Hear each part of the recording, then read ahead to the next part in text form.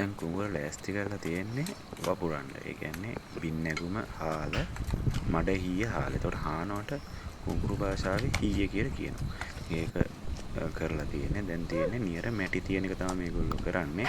නියර මැටි තියද්දිම ඒ කියන්නේ නියර ලියත් එක තියෙන කොටස් දෙකක් උඩවත සහ යටවත. යටවතින් තමයි නියර මැටි තියෙන එක සිද්ධ කරන්නේ. එහෙම යටවතින් මේ මැටි තිබ්බම නියර යටවත හැරෙනවා. එතකොට වෙන්නේ උඩාවත උසයි යටවත පහතයි. එතකොට කරන්නේ උදැල්ලෙන් යටවතේ වලට උඩාවතේ ඉඳලා මඩ ඇදලා ගන්න එක. ඒ වගේම ලියද්ද කියලා අපි හඳුන්වන්නේ සම්පූර්ණ ඒ කරේ මේ ලියද්ද කියන්නේ අපි කියමුකෝ පාත්‍යයක් කියලා උදාහරණයක් දෙන්න. පාත්‍ය වගේ තියෙන ඒ කොටසට තමයි ලියද්ද කියලා හඳුන්වන්නේ. එතකොට ලියද්දේ උඩාවත පාත් වෙන්න පුළුවන් යටාවත පාත් වෙන්න පුළුවන්. එහෙම නැත්නම් වතුර බඳින පැත්ත ඉස්සෙන්න පුළුවන් වතුර බස්සන පැත්ත පාත් වෙන්න පුළුවන්. ඒතකොට ඒක සමතලා කරන්න ඕන ඉඳ තමයි උදැල්ලෙන් ඒ මඩ ඇදලා ලියද්ද මට්ටම් කරන්නේ. ඒතකොට මේ මට්ටම හඳුන්වනවා අපි කැට ගන්නවා කියලා. කැට ගන්නවා කියන්නේ උදැල්ලෙන් තමයි අර කැට පස්සට ගහලා තමයි ඒක කරන්නේ. එහෙම කරන්නේ වපුරන්න කලින් කැට ලෑල්ලෙන් කැට ගන්න පහසු වෙන්න. කැට ලෑල්ලෙන් එහෙම ලොකුවට පස් පිටලි තල්ලු වෙන්නේ නැහැ. මඩ පිටලි තල්ලු වෙන්නේ නැති නිසා තමයි ඒක එහෙම කරන්නේ. ලියද්ද සම්පූර්ණ වැඩ ඉවරුණාට පස්සේ තමයි නියර ගාන එක සිද්ධ කරන්නේ. නියර ගාන නියර ෆිනිෂින් වෙන්න ලස්සන වෙන්නේ උදැල්ලෙන් කරන්නේ. ඊට පස්සේ ඉස්නම් කැට තියෙනවා. ඉස්නම් කැට කියන්නේ ලියද්දෙන් ලියද්දට වතුර බහින තියෙන පොඩි වක්කඩ. වක්කඩ කියලා හඳුන්වන්නේ එක කැපුමක් වතුර බැස්මට. ලියද්ද සම්පූර්ණ අනිත් අය වැඩ ඉවරුණාට පස්සේ තමයි වපුරන කෙනාට ලියද්ද බාර දෙන්නේ. එයා කරන්නේ මුලින්ම කැට ලෑල්ලෙන් ලියද්ද තමන්ට අවශ්‍ය විදිහට මට්ටම් කරගෙන පැලමුල් ඉහිඳ ගන්න එක. පැලමුල් කියන්නේ වී පැලවෙන්න දාපු පැලමුල් වලට. මේ පැලමුල් ඉහින ඉස්සට පස්සේ ලියද්දට කියන්නේ වප්පත කියලා තමයි කියන්නේ. මගේ වෙලාව කියන්නේ මම වපුරන එකේ වීඩියෝ එකක් ගත්තා. ඒක මිසින් වෙලා. මේක නැහැ. ඒ කියන්නේ පැලමුල් ඉහින එකේ. ඉතින් මේ කට්ටියම කුඹුරෙන්ම තමයි අතපය හොදාගන්නේ. මොකද මඩ හොදාගෙන තමයි තේ වෙලාවට පැමිණෙන්නේ. තේ වලට මහ දෙයක් නැහැ. තේත් එක අග්ගලා එහෙම නැත්නම් රොටි වගේ දෙයක් තමයි තියෙන්නේ. මේගොල්ලෝ කලින් වැඩ ඉවර කරලා තියෙන්නේ. ලියදි හදපු අය. ඒගොල්ලෝ වැඩ ඉවර කරා. වපුරන කෙනා වපුරලා වැඩ ඉවර කළා තමයි මං ගියානේ මේ කුඹුර වපුරලා ඉවරලා දැන් මාස දෙකමාරකට විතර පස්සේ තමයි මම මේ වීඩියෝ එක ගන්නේ උදේ වරුවක. ඉතින් ගොයමට නියර වල කපලා හොඳට පිරිසිදු කරලා තියෙන්නේ මීයන්ගේ කරදර නවත්තා ගන්න. මේ මාසයක දෙකක් වගේ වෙන කුඹුරේ දැන් තමයි පීදෙන්නේ. කුඹුර පීදෙන්නේ. ඉතින් වල් කපලා මීයන්ගේ කරදර අඩු කරගන්න නියර වල කපලා පිරිසිදු කරලා තියෙන්නේ. කිරි වදින කුඹුරක් නෙමෙයි තාම මේක. දැන් කුඹුරට මාස දෙකමාරකට ගිට වෙනවා. දැන් පීදිලා කිරට නැගිලා දැන් පැහෙන්න ලං වෙලා රත් පැහැ වෙලා තියෙන. ඒ කියන්නේ තව මාස සති දෙකකින් විතර කුඹුර කපන්න පුළුවන් මට්ටමකට ඇවිල්ලා තියෙන්නේ. මේ අපි දවල් ඉන්නේ කුරුල්ලන්ගෙන් කුඹුර ආරක්ෂා කරගන්න විජේන කන් වෙන කුරුල්ලන්. දැන් දාවේ මට මේ මම හිතුවේ ඇවිල්ලා කපලත් ඉවරයි කියලා.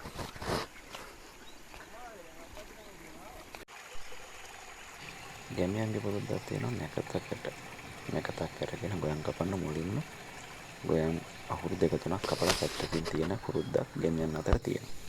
ඔය ගොයන් අහුරක් කපලා තියෙන නැකතරද?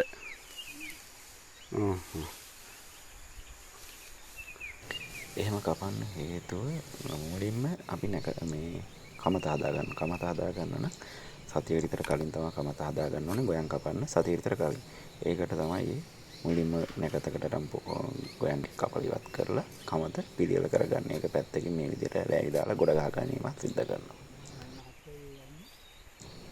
ඒක එකවර තමයි දැන් මේ පා ගන්න කොල්ටේ පා ගන්න. ඔය එතන ඉතින් වැඩ කරගන්න ඉඳ තියෙන්න බෑනේ.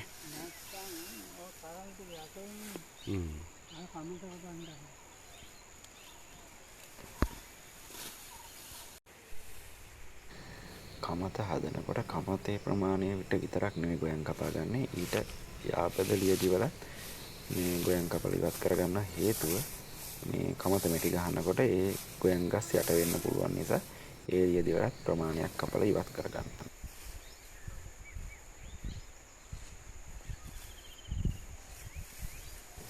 ගැමියන්ගේ පුරුද්දක් තියෙනවා ගොයන් කපන්න කලින් දෑකැත්තට සලා කුඹුරේ තියෙන ඒ කියන්නේ ගොයන් වලට වැඳලා තමයි ගොයන් කපන්න පටන් ගන්න.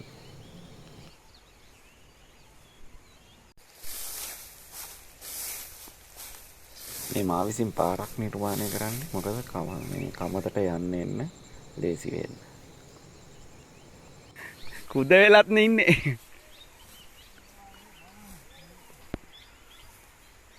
එතකොට ගහේ මුල හයිය නැතු ඇතිනේ. සාරේ ඉවරයිනේ වතුරත් නැහැනේ වතුරත් වහනවනේ. කුඹුර කපන්න කලින් කමත කපා ගන්න. එතකොට කමතේ ගොයන් කපලා අයින් කරලා තියෙන්නේ. දැන් ඒකේ ඉපනැල්ල ඉතුරු වෙනවනේ. එතකොට දැන් කමත සුද්ධ කර ගන්න ඕනේ. එතකොට කරන්නේ ඉපනැල්ල රැහැල කමත් වේල හදන එක තමයි කරන්නේ මුලින්ම. ඊට පස්සේ අරප්පල උස තියෙන්නේ හිමීට පස් රැහැ ගන්නවා. ඒකෙන් තමයි මැටි ගාන එක කරන්නේ කමත් වේල. අරප්පල කියන්නේ කමතේ මැද. එතකොට කමතේ මැද ඉඳලා කමත වටේටම පොඩි බැස්මක් තියෙන්න තමයි අරප්පල හදන්නේ. මොකද අරප්පලේ තමයි බැත ගොඩ ගන්න. එතකොට බැතට වතුර අල්ලන්නේ නැතුව දෙපැත්තෙන් බැහැලා යන්න තමයි අරප්පල පොඩි උසකින් හදන්නේ. ඒක බැරු බැලමට හොයන්න බෑ. ඒක ඉතින් ගොවියොන්ගේ හැකියාවෙන් තමයි ඒක හැට පේන මානයකට හොයන්න බෑ මේකේ මෙහෙම බැස්මක් තියෙනවා කියලා. ගොවියොන්ගේ හැකියාව තමයි ඒ තියෙන්නේ. ඉතින් එතකොට ඔය මේ කමත් වේල්ලේ අයිනෙන් තියෙනවා මේ කමත්දොරුව කියන්නේ කමතට හරක් ඇතුල් කරන සහ කමතේ අතුගාල එළියට දාන අපද්‍රව්‍ය එළියට දාන වතුර පිටට යන ඒකට කමතේ දෙපැත්තෙන් කමත්දොරු දෙකක් තියලා තියෙනවා.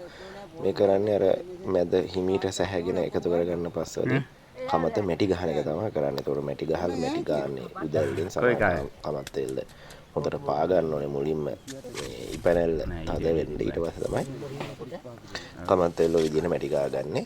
මැටි ගාගෙන ඉවරලා තමයි මේ දවස් දෙකක් විතර යනවා ඔය මැටි වේලෙන්න. මැටි වේලෙන්න කලින් ගොම ගන්න ඕනේ. ඉතින් ඔය විදිහට තමයි කමත හදාගන්නේ. එතකොට බැත කියලා කියන්නේ වී ගොඩට. ඊට පස්සේ කමත් දොරුව කියන්නේ කමතට යන්න එන්න හදන වක්කඩය කියන්නේ කපොල්ලට දොරට කඩුල්ල කියලා කිව්වොත් එහෙම. ඊට පස්සේ මැඩුවම කියනවා වී ගොඩට. ඒ කියන්නේ ගොයමට. ඔය වගේ වචන තියෙනවා කමත් භාෂාවේ.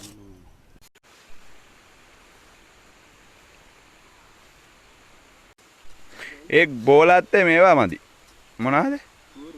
කූරු මදි. ගැංගවරල්ල කූරක් වගේ තිබ්බනම් ඕකෙන් ගොම එනවා ඕක ගන්නට. අරකේ තොටස්.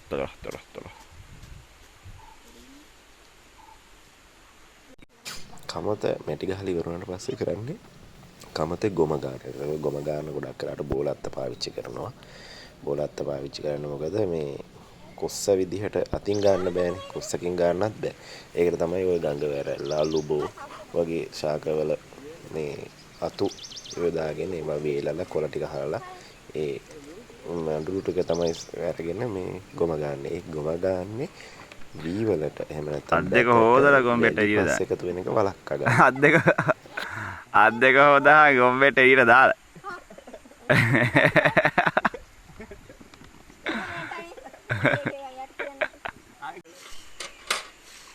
දැන් මේ අතු ගන්න පාවිච්චි කරන්නේ බෝලත්ත. බෝලත්ත මං කිව්වේ අලුබෝ ගංගවැරැල්ල.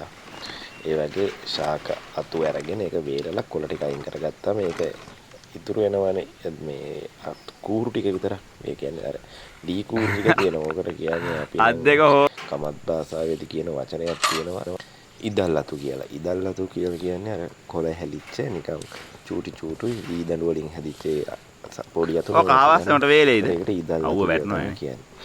ඉතින් ඔය ගොම ගා ගන්න එක දෙතුන් වතාවක් ගන්නවා. සාමාන්‍යයෙන් ගොමයි මැටි එකටනේ ගෑවෙන්නේ. පසක් තියෙනවනේ. නෑ හවස කොළ පා ගන්නවනේ. දෙවෙනි පාර ගන්නකොට සාමාන්‍යයෙන් හොඳ තත්යකට කමතන. තුන්වෙනි පාරට තමයි ගොම වේල ගොම ගාලා ඉතරෙක් හැබැයි වාරකට තියනවාද? පොළොවක් බවට කමතපත් වෙනවා. ඊට පස්සේ ඔය හරක් ඉතින් වී වලට එහෙම නැත්නම් බැතේට මේ උදේම ගොම්බෙට්ටක් දැම්මද? එකතු වීම ගොඩක් වෙලාවට නතර වෙනවා මේ ගොම ගෑම හරහා. මේ කමත් භාෂාවේදී ගොයමට එහෙම නැත්නම් කමත මැද ගොඩ ගහන ගොයම් ගොඩට කියන්නේ කොළය කියලා. ඒක වචනයක කොළයක් කියවම අපි හිතන්නේ එක කොළයක් කියන්නේ එහෙම නෙමෙයි. කමත් භාෂාවේදී කොළය කියලා වචනයක් භාවිත කරන්නේ ඒ ගොයම් ගොඩටම. එතකොට කමත මැදනේ මේ ගොයන් ගොඩ ගහන්නේ. එතකොට ඒකට තමයි අර මං කිව්වේ අරප්පල කියලා. එතකොට අරප්පලේ තමයි ගොයන් ගොඩ ගහන්නේ. එතකොට කමත මැද අලු වලින් අලු යන්ත්‍රයක් අඳිනවා. ඒකට කියනවා අලු වඩනවා කියලා. ඒක සාමාන්‍යයෙන් ගමේ වැඩි හිටියෙක් කරන්නේ. මේකට අලු හදාගන්නේ ලිපේ අලු පෙනහැරයකින් හාල් අරගෙන තමයි හදාගන්නේ. මහජන පෙමිණිලි එතකොට ඒකට ඊට පස්සේ ওই කමත් යන්ත්‍රේ කොටස් දෙකක් තියෙනවා. එකක් වංකගිරිය අඳිනවා, අනික ධර්ම චක්‍රය අඳිනවා. එතකොට දැන් ඔයක අඳින්නේ බොහොම වෙලාවට මේ අර අපි කියන අරප්පලේ කියන්නේ කමතේ මැද. එතකොට ඊළඟට කරන්නේ ඒ අලු වැඩල ඉවරලා තොලබෝ කියලා ශාකයක් තියෙනවා. තොලබෝ කියන එක හන වගේම ශාකයක්. ඒ තරම් ලොකුට හැදෙන්නේ නැහැ. ඒකෙන් දරණුවක් හදනවා. ඒ කියන්නේ රවුමක් වලල්ලක් හදා ගන්නවා. ඒ වලල්ල අර යන්ත්‍රේ මැද්දේ. ඒ කියන්නේ අරප්පල මැද. යන්ත්‍රේ මැද්දේ තියෙන රවුම් දෙකක්. ඒ රවුම් දෙක මැද තියලා තියෙනවා. ඊට පස්සේ ඒකට ගැමියන්ගේ තියෙනවා ඒවට කියන්නේ කමත් වල තියෙන මේ ආයුධ කියලා. ඒකට තියන්නේ හත් බෙල්ලයි කොහඹ කොටේකුයි යකඩ කෑල්ලකුයි. ඒ තුනත් අර දරණුව මැද තියලා තමයි මේ කොළ ගොඩ ගහලා ගොඩ ගහන්නේ පා ගන්න කලින්. ඒක පා ගන්න පස්සේනේ. එතකොට මුලින්ම කරන්නේ උප්පිඩි කියලා හඳුන්වන්නේ අපි අතින් එකතු කරන ගොයන් අහුරු වලට. ඒ උප්පිඩි 4-5ක් වගේ එකතු කරලා තමයි ගොයන් මිටියක් හදන්නේ. මිටිය ගෙනල්ලා කමතට දානවා. ඒ කමතට දාපම කමතේ තව එක්කෙනෙක් ඉන්නවා. ඒ උප්පිඩි හැමම දැම්මට හරක්ට පෑගෙන්නේ නැහෙනේ. ඒක අවුස්සලා දාන්න ඕනේ. ඒ නිසා තමයි අවුස්සලා කොලේ ගොඩ ගහන්නේ. කොලේ ගොඩ ගහන්නේ අර කොල මේ කමත් යන්ත්‍රේ උඩ. ඊට පස්සේ තමයි හරක් මේකට මේ කොලේට පා ගන්න කොළ පා ගන්න දාන්න. ඒතකොට කොලේට හරක් දානකොට ඒකට තියෙනවා හරක් මේ අවුරුද්දට ඇවිල්ලා කියනවා. ඒක සාමාන්‍ය ඇහෙන්න කියන්නේ ඒක යන්ත්‍රයක්. ඒ කියන්නේ මන්ත්‍රයක් වගේ හිමිට කියන දෙයක්. ඊට පස්සේ හරක්ට අම්බරුවන් කියලා තමයි කමත් භාෂාවේදී භාවිතා කරන්නේ. ඊළඟට හරක් එලවන්න භාවිතා කරන කූරට ලීයට එහෙම ඒකට කෙවිත කියලා හඳුන්වනවා. ඊළඟට කොළ අවුස්සන්න භාවිතා කරන ලීයට ඒකට කියන්නේ උකුණු ගහ. උකුණු ගහ කියලා කියන්නේ ඒක යකඩෙන් හදන ඒවාත් තියෙනවා. ලී වලින් හදාගන්න ඒවාත් තියෙනවා.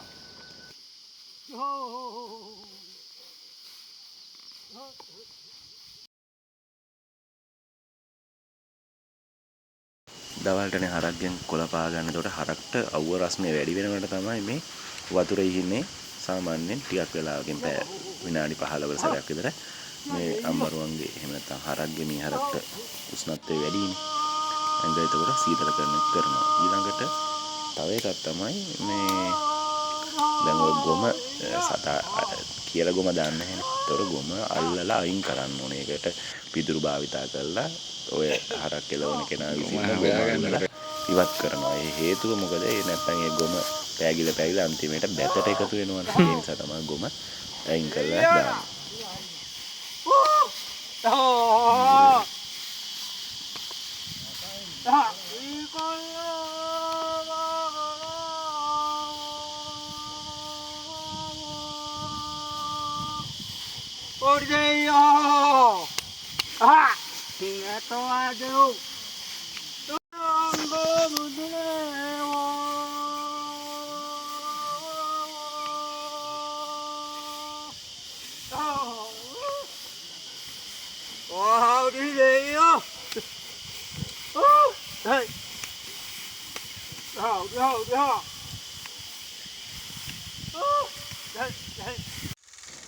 මට සමා වෙන්න ඕනේ මේ හරක්ගෙන්ම මේ වැඩේ ඉවර වෙනකම් මට කොලේ මේ වීඩියෝ එක ගන්න බැරි වුණා.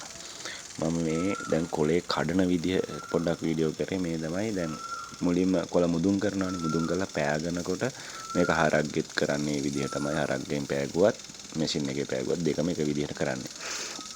මැද පෑගෙන්නේ නැහැ. ඒකට මැද පෑගෙන්නේ නැහැ කියන්නේ උඩ තියෙන කොළ ටික තැවිලා පහළට බහිනවා වී ගෙඩි ටික. එතකොට ඒකට කියන බරු කියලා. බරු හිර වුණාට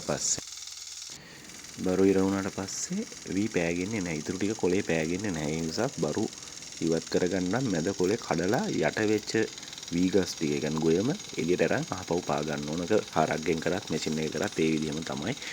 බරු කට්ටේ කඩා ගන්නම ඕනේ.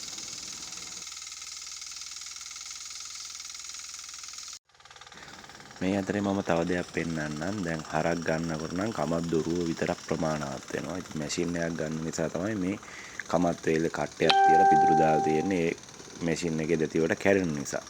ඊළඟට ඔය තියෙන එකක් කමද්දොරුව මේකෙන් තමයි වතුර අතු ගාන දේවල් එළියට දාන්නේ. ඒ හැමදේම කරන්නේ හරක් නම් ගන්නවා නම් මේ හරක් ගන්නවා නම් ඔය කමද්දොරුවෙන්ම තමයි පිදුරු දාලා කමද්දොරු දෙකක් සාමාන්‍යයෙන් කමතක තියෙනවා. මේ පිදුරු දාලා හරක් ගන්න ඔය කමද්දොරුවෙන්ම තමයි. මැෂින් එක භාවිත කරන ඉඳ තමයි අර වෙනම තැනක් තියලා තියෙන්නේ.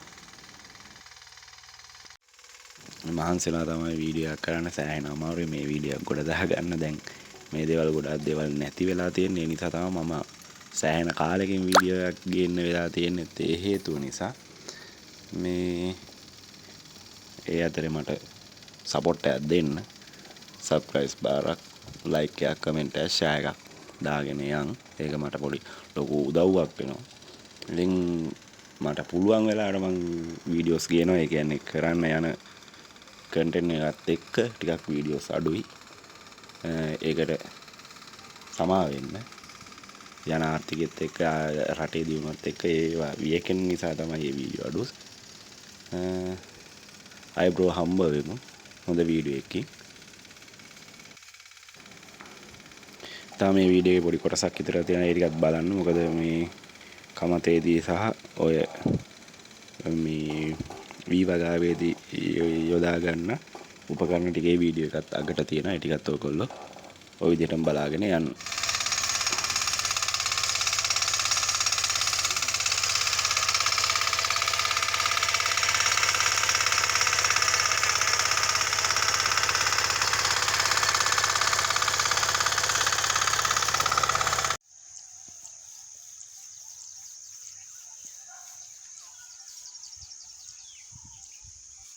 ගොඩක් හිර වුණාද? ඔය ඉස්සෙල්ලා ඇද්ද නැද්ද පාරක් ඉතින්? බෑනේ අර මේකෙම හිර වෙලා තියෙන කැරකෙන්නේ නැහනේ.